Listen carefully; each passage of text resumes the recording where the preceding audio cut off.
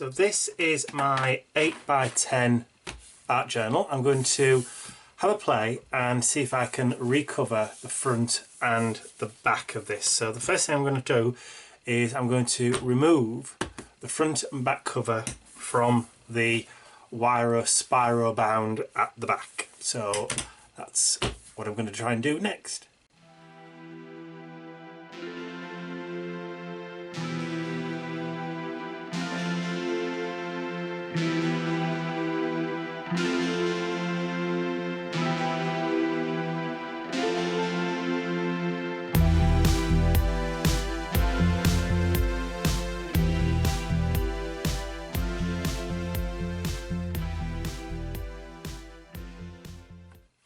Okay, that didn't take too long.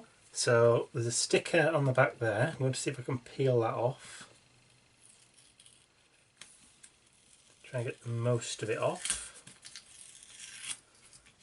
If I can't get most of it off, it doesn't matter, because I'm going to be covering it over. Just makes it a bit easier to cover if you can get the majority off. It is kind of peeling easier.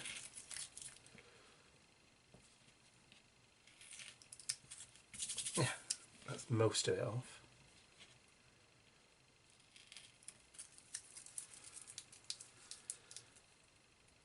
Right, so one at a time. So I'll put the back cover away. So this is the front cover.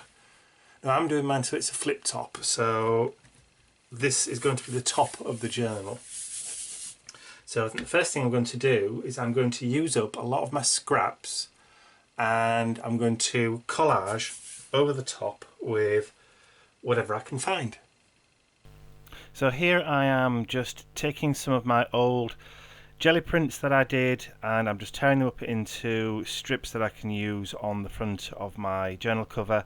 I've also taken a huge wad of collage pieces that I've already pre-cut out from magazines. I've taken some words, I've cut faces. I've also got quite a few pieces of ephemera and bits that were sent to me from people in Happy Mail. Just a collection of everything that I think I might need. I'm not necessarily going to use everything, but I probably will use quite a lot of the stuff that I've got out. So I'm just tearing stuff ready to use, and if I don't use it, I'll just put it all away again and use it on a different date. So now I'm happy with the amount that I've got. I think I've got pretty much enough to cover what I want to put on there. So I now need to prime the cover itself. So out comes a paintbrush and my indigo blue black gesso, and I'm going to cover the entire of the front. I'm going to give it a couple of coats, but I'm not going to make you sit through and watch me do that because that's a bit boring. So I'll just start it off and then I will jump to the end. So I've given the cover 2 coats of black gesso and it's now nice and dry. I have heat set it, and for my adhesive this time I'm going to use matte Mod Podge. So you'll see me spreading it quite thickly all over, and I'm just going to start adhering my collage items all over the front cover. Now I'm going to try and avoid covering up those holes at the top, but it's not 100% necessary to avoid covering them completely, because I do have a crocodile and I can recut them if necessary at the end. So this is what you'll see me do now. I'm just going to begin layering all over, so I'm going to turn on some music and let you watch me do that.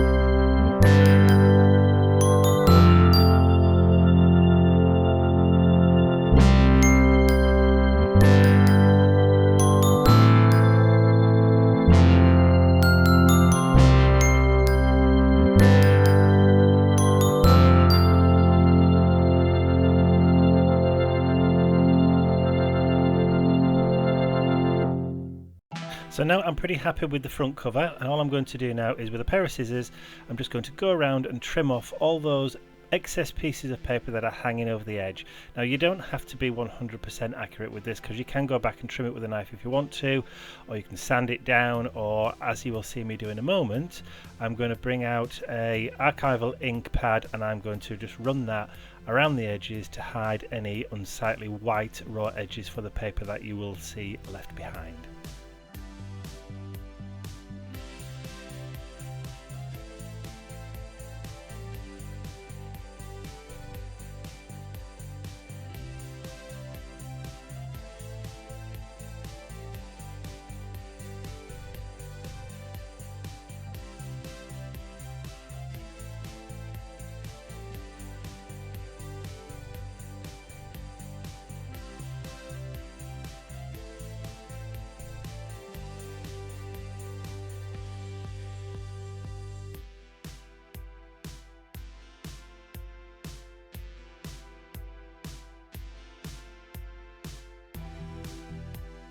Now we're all dry, out comes the TCW stencil called Harlequin, and I'm using the Ranger archival ink called Potting Soil, and I'm just going to stencil that around the cover in a few places. Now you will see that the glue or the Mod Podge wasn't exactly 100% set, and it has pulled a little bit on that word as up in the top right hand corner, but I will fix that in a little while.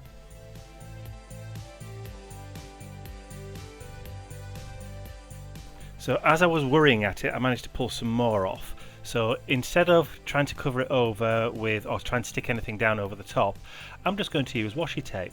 Now I've already introduced washi tape a couple of times around the cover anyway, so adding some more washi tape onto the cover won't look out of place.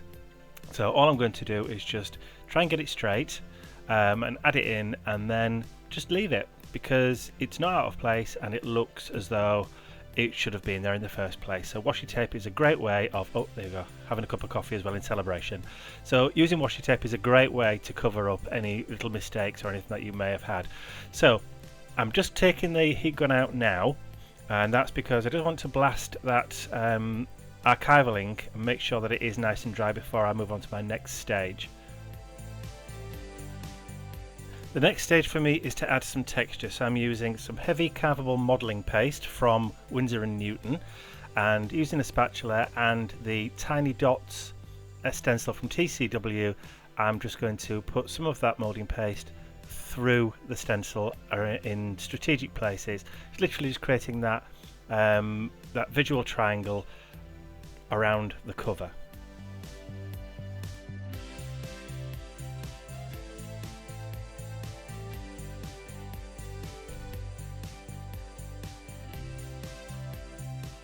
And in my case, that visual triangle's got 4 points to it, because I just can't resist and leave well enough alone.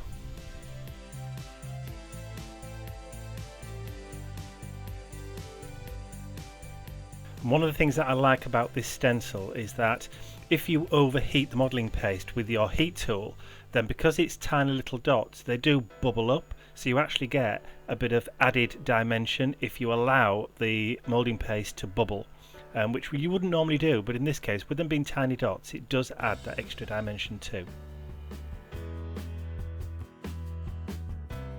And just as an illustration to that, I did lift the cover up, hopefully, so you can actually see the moulding paste bubbling up underneath the heat tool, but I don't think the camera's actually picked it up all that well.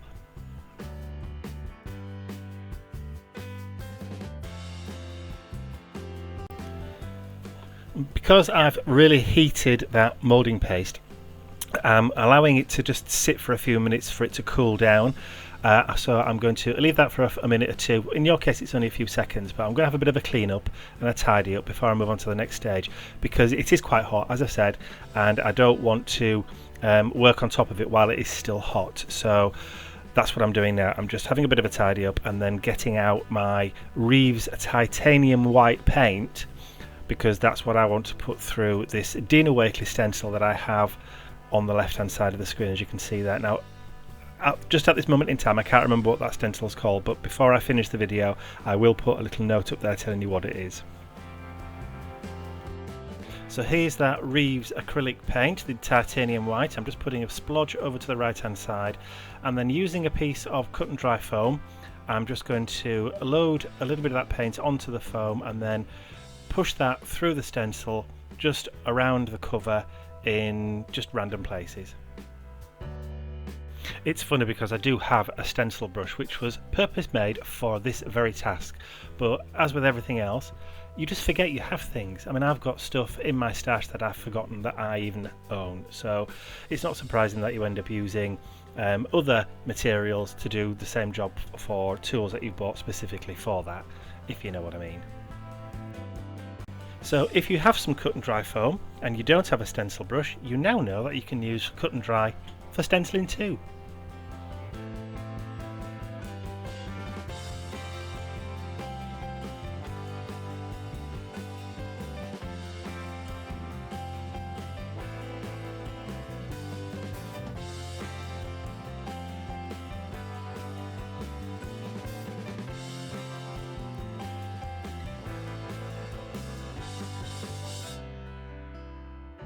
And now that's done, I think I'm going to say that this cover is complete. So just to give you a little bit of a show around, and then I'm going to call it done.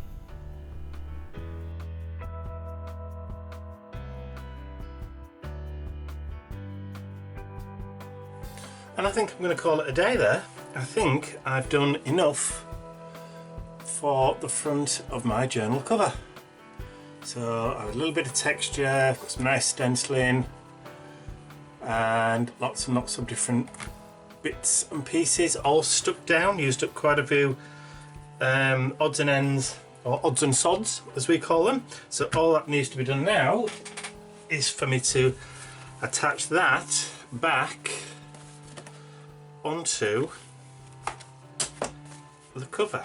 So let's see if we can manage to do this without breaking it. It should be fairly easy.